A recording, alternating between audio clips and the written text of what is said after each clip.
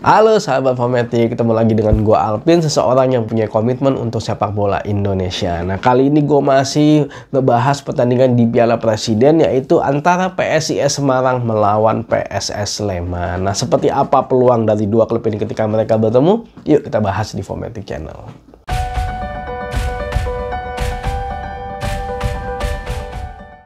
Nah, pertandingan ini akan dilaksanakan pada hari Jumat, tepatnya pada tanggal 24 Juni 2022, jam 20.30 malam waktu Indonesia Barat. Jadi buat kalian fansnya PSIS Semarang dan juga fansnya PSS Sleman, dicatat waktunya, kita nonton bareng-bareng pertandingannya. Pasti seru ini. Nah, kalau kita melihat peringkat sementara klasemen, sepertinya memang PSIS Semarang saat ini sudah hampir dipastikan mereka lolos ke babak selanjutnya. Karena dia dari 3 kali pertandingan, PSIS Semarang berhasil menang sebanyak 2 kali dan seri 1 kali ya. Poin mereka di angka 7. Nah, sedangkan PSS Sleman saat ini baru 2 kali pertandingan, poin mereka berada di angka 4 dari 1 kali kemenangan dan juga 1 kali seri. Nah, mereka masing-masing berada di peringkat 1 dan peringkat 2 klasemen sementara. Nah, kalau kita melihat klasemen sementara, sepertinya PSIS Semarang sudah hampir dipastikan bisa lolos ke babak selanjutnya. Karena sepertinya Persis Solo, Dewa United maupun Persita Tangerang agak susah untuk mengejar poinnya PSIS Semarang. Jadi kemungkinan besar sih PSIS Semarang akan lolos ke babak selanjutnya, tapi tinggal menentukan apakah mereka berada di puncak klasemen ataupun mereka menjadi runner up klasemen. Jadi kemungkinan besar sih kalau menurut gue bisa jadi PSIS Semarang akan mengistirahatkan para pemainnya mereka. Tapi nanti kita lihat seperti apa pertandingannya ya.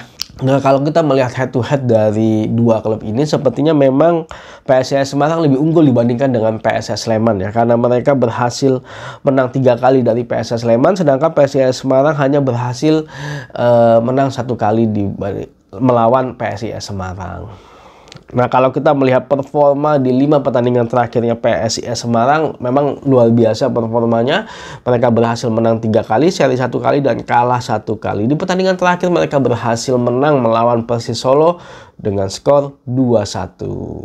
Nah, kalau kita melihat statistik di pertandingan ini, memang PSIS Semarang sepertinya menguasai pertandingan karena secara ball possession mereka di angka 54%, total shooting sebanyak 22 kali dan 8 kali on target. Nah, sepertinya memang PSIS Semarang menguasai pertandingan ketika mereka melawan Persis Solo ya. Tapi memang sepertinya yang perlu diperhatikan adalah tingkat finishing dari PSIS Semarang. Di pertandingan awal mereka berhasil mengalahkan Persita Tangerang dengan skor yang cukup fantastis ya. Tapi memang sepertinya tingkat finishingnya PSIS Semarang sepertinya agak menurun. Ketika mereka melawan Dewa United juga tingkat finishingnya agak menurun. Nah, ini mungkin yang perlu diperhatikan oleh PSIS Semarang. Mereka memang sepertinya perlu mengistirahatkan para pemain mereka agar bisa kembali fit lagi dan bisa memberikan performa terbaiknya di pertandingan selanjutnya. Jadi memang tingkat finishingnya PSIS Semarang sedikit faktor masalah kelelahan kalau kami melihatnya seperti itu. Jadi sepertinya kemungkinan besar di pertandingan ini mereka akan mengistirahatkan para pemain mereka ya.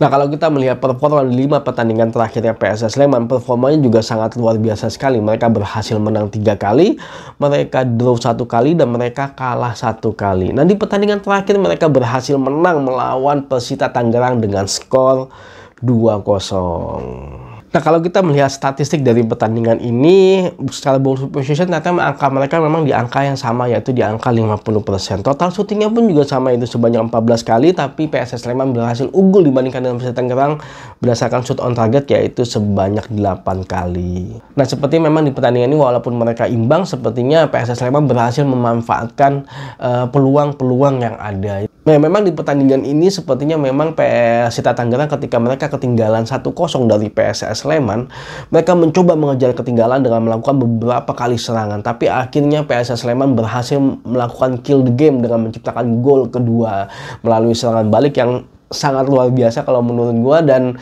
akhirnya memang Persita Tangerang harus mengakui keunggulan dari PSS Sleman. Nah, balik lagi ke pertandingan antara PSIS Semarang melawan PSS Sleman.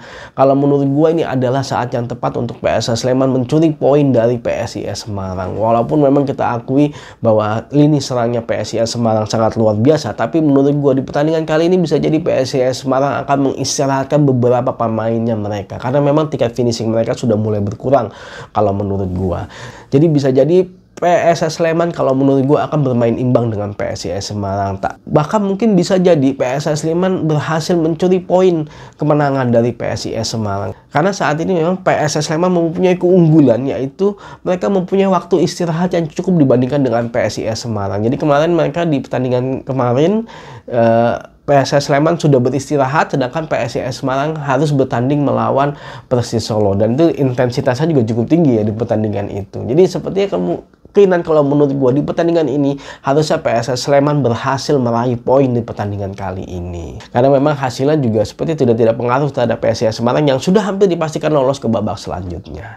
Oke, terima kasih sudah nonton video ini. Jangan lupa saksikan terus berita mengenai sepak bola Indonesia di channel ini. Maju sepak bola Indonesia, Indonesia juara.